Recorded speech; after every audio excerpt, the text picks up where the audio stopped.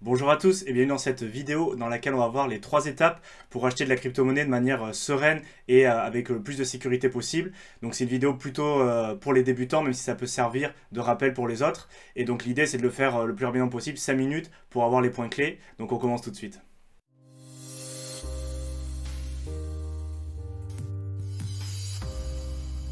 Donc les 3 étapes qui vont prendre évidemment plus de 5 minutes à chaque fois, mais qui va être essentiel d'avoir bien en tête avant de commencer, ça va être premièrement faire ses recherches, donc le plus exhaustif possible, afin d'avoir une vue holistique sur le projet et pas se contenter d'un faux mot ou d'une information, d'investir sur un coup de tête. Après il va falloir trouver, et ça on va voir pourquoi c'est important après, le wallet qui va être approprié pour pouvoir stocker ces crypto-monnaies, les envoyer, les recevoir. Et la dernière étape, bien évidemment, c'est d'acheter les crypto-monnaies, donc sur une plateforme d'échange, là aussi qui va être réputée et qu'on aura étudié en avance. Avant de faire un point sur les différentes informations qu'il va vous falloir mettre au clair, étudier avant de décider d'investir sur un projet crypto, je voulais quand même faire un point sur les sources d'informations. Donc faites très attention où vous allez chercher vos informations, où vous tirez vos renseignements. Par exemple, les groupes de réseaux sociaux, c'est très rarement une bonne idée. Vous ne savez pas ce que les personnes ont derrière la tête dans ces groupes-là. Est-ce qu'ils ont déjà un bac de crypto qu'ils essaient de vous vendre? Est-ce qu'ils essaient de vous arnaquer? Est-ce qu'ils essaient de vous inciter à faire des actions qui soit pas forcément à votre avantage, donc faites très attention.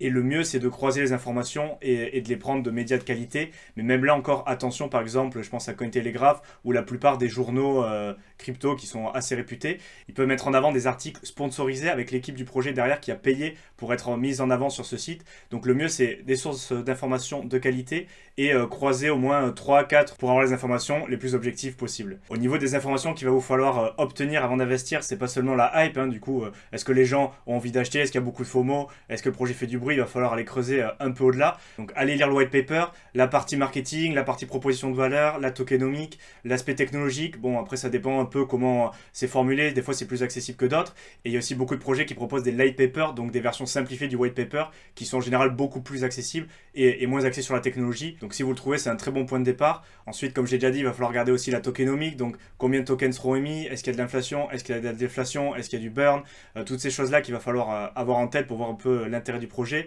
Aussi la technologie qu'il y a derrière, donc est-ce que le token est basé sur la BSC, est-ce que c'est un ERC20, est-ce qu'il a sa propre blockchain, parce que ça va influencer les étapes suivantes, notamment le choix du portefeuille. Ensuite, est-ce que le projet a un intérêt, parce qu'il y a beaucoup de tokens au final qui n'ont pas forcément d'intérêt pour le projet. Et enfin, et là, oui, vous pouvez aller sur les groupes des réseaux sociaux pour prendre un peu la température de la communauté. Est-ce que c'est plutôt bienveillant? Est-ce qu'il y en a beaucoup de personnes qui sont inscrites? Est-ce que c'est plutôt malveillant aussi parfois? Donc pour voir l'engagement de la communauté par rapport au projet et déterminer justement ce potentiel de hype qui, pris avec tout le reste qu'on vient de voir, fera qu'un projet peut être rentable ou non. Mais il faut vraiment avoir tous ces éléments en tête avant de décider d'investir. Et pour finir par où commencer pour avoir toutes ces informations, vous pouvez aller par exemple sur CoinMarketCap, donc il liste pas mal d'informations pour débuter, et vous pouvez aussi vous rendre sur le site du projet où vous pourrez trouver normalement plus du matériel et les fameux white paper ou light paper en fonction. Donc une fois qu'on a bien mis au clair tous ces éléments, on passe à l'étape suivante qui va être choisir le wallet pour pouvoir stocker nos cryptos avant même d'acheter. Pour choisir le wallet qui va être approprié pour recevoir et envoyer plus tard la crypto-monnaie qu'on a choisi d'acheter, il va falloir servir des informations précédentes, donc sur quelle blockchain ou layer 1 est basé le token ou le coin.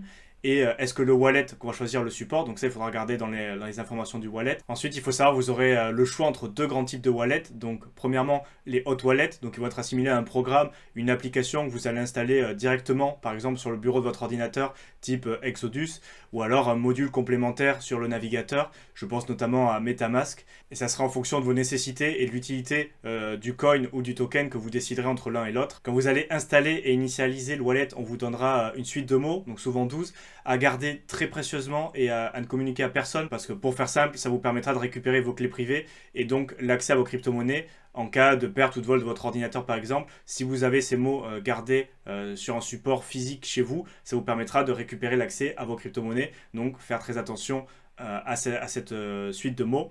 Et ensuite, si vous voulez plus de sécurité, vous avez ce qui s'appelle les cold wallets, donc voilà, portefeuille à froid. Par exemple, on a une entreprise française qui s'appelle Ledger qui fait des dispositifs qui sont très bien. Et leur gros avantage, c'est qu'ils vont stocker les clés privées hors ligne, donc très difficile à hacker. Et en plus, il faut valider les transactions physiquement. donc ça rajoute vraiment une couche de protection intéressante. Dernier point, pour les hot wallets, et j'ai envie de dire même pour les logiciels qui vont vous permettre d'interagir avec votre portefeuille à froid, faites très attention au site sur lequel vous téléchargez ce logiciel.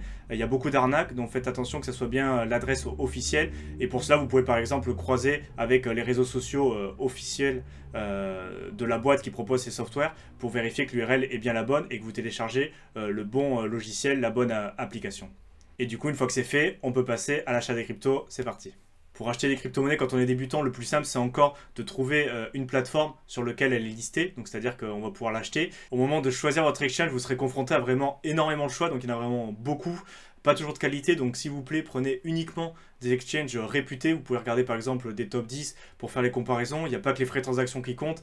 La sécurité, est-ce qu'ils ont des casseroles par le passé par exemple, est-ce qu'ils sont là depuis longtemps. Dans l'industrie crypto, longtemps c'est pas forcément beaucoup, mais bon, un exchange qui vient d'ouvrir il y a 2 semaines, il y a suffisamment d'exchanges réputés. Je pense notamment à Binance, Kraken que moi j'utilise. Donc tout ça pour dire que ça sert à rien de prendre des risques sur des exchanges nouveaux qui n'ont pas fait leur preuve quand on a à côté des mastodontes qui sont là depuis très longtemps et qui sont beaucoup plus sûrs. Ensuite, quelques points à avoir en tête, à part bien évidemment que notre coin soit listé avant d'envoyer de l'argent, mais ça va être tout simplement, est-ce que la plateforme accepte les virements SEPA, est-ce qu'elle accepte les virements bancaires, est-ce qu'elle propose des paires fiat, crypto, pour ceux qui n'ont pas encore de crypto-monnaie, donc passer des euros vers le token ou la crypto-monnaie de notre choix.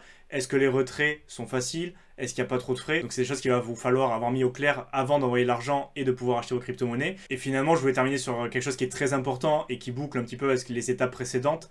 Pourquoi on a choisi le wallet avant?